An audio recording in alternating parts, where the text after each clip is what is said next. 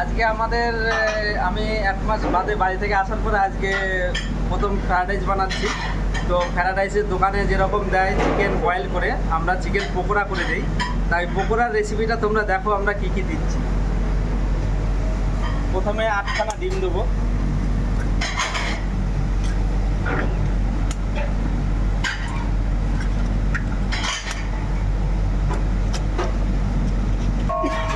এই আমাদের 8টা ডিম কমপ্লিট হলো।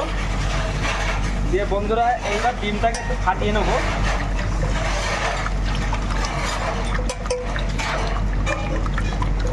ডিমটা দেওয়ার কারণ হচ্ছে পকোড়াটা ক্রিস্পি হবে, তার সাথে আরও সরঞ্জাম দেবো, আরও সব কিছু দেবো। তার ডিমটা আমাদের ফাটানো হয়ে গেছে বন্ধুরা, দেখো। এইবার দিচ্ছি হালকা একটু ব্ল্যাক পেপার, দিলাম। তাই এটা সুস্বাদু হওয়ার জন্য এটা আমাদের সিক্রেট একটা জিনিস, এটা দিলাম। আর এই দিচ্ছি হচ্ছে তোমার কর্নফ্লাওয়ার।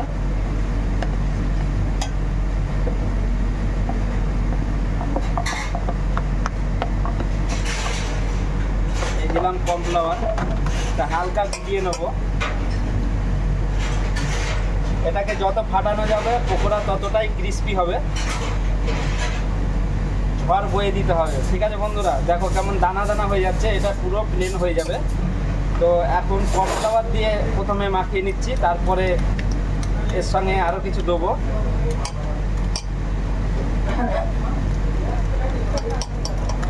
বন্ধুরা এই দেখো কর্নফ্লাওয়ার দিয়ে আমাদের ফাটানো হয়ে গেল। এইবার দেবো ময়দা। এই দেখো ময়দা যাচ্ছে,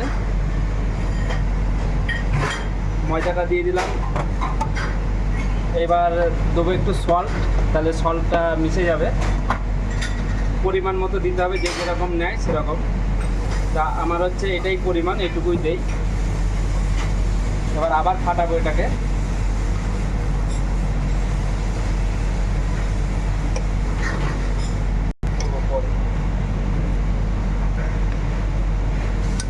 তা বন্ধুরা দেখো কি সুন্দর, এই দেখো মাখামাখি হয়ে গেল, একটা মধুর মাখামাখি সিস্টেম হয়ে গেল। এই দেখো এটা পুরো রুটি বেলার মতো হয়ে গেল। দেখেছো বন্ধুরা কত কি করতে হয় পকোড়ার জন্য। এই দেখো,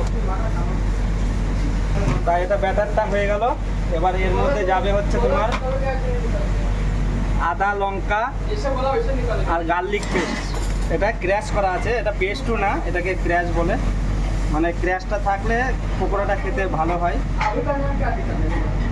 এই যে ক্র্যাশটা দিয়ে দিলাম, দিয়ে আবার একটু মাখিয়ে নেবো, এটা একটু হালকা হয়ে যাবে।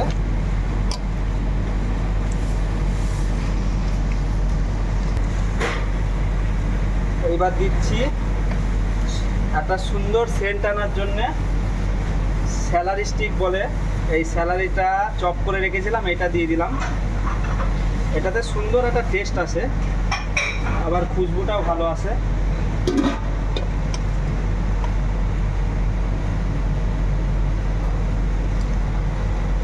দেখো বন্ধুরা এটা হয়ে গেল। এইবার শেষে দেবো হচ্ছে চিকেন,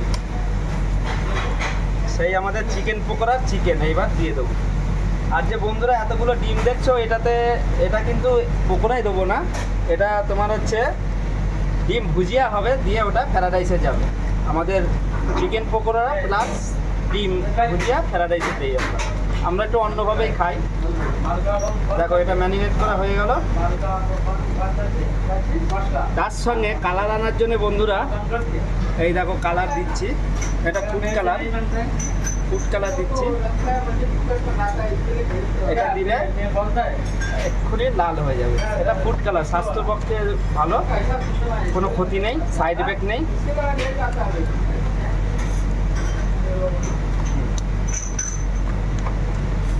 দেখো বন্ধুরা আমরা এতে কাঁচা লঙ্কা ইউজ করেছি, আমরা শুকনো লঙ্কা ইউজ করিনি, শুকনো লঙ্কার গুঁড়ো, আমরা কাঁচা লঙ্কা ইউজ করেছি।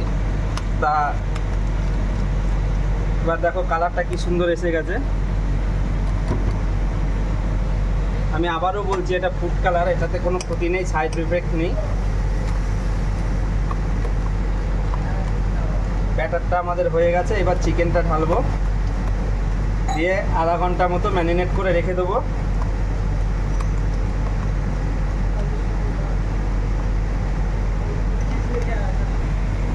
সুন্দর দেখো মশলা আমাদের রেডি।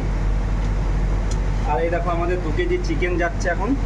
এটাকে আগে কেটে রেখেছিলাম, এরকম বড় বড় পিস করে এটা পকোড়াটা করে আবার আমরা এটাকে কাটবো, না হলে এত বড় বড় দেওয়া যাবে না। ছোট ছোট এবার এটাকে ম্যারিনেট করে আধা ঘন্টা রেখে দেবো, দিয়ে পকোড়া বানাবো বন্ধুরা। এই যা খেতে লাগবে না বন্ধুরা, সবাই তো ভিডিওতে বলে সেই স্বাদ, তো আমি বলবো না, তোমরা এইভাবে বানিয়ে খেয়ে দেখবে।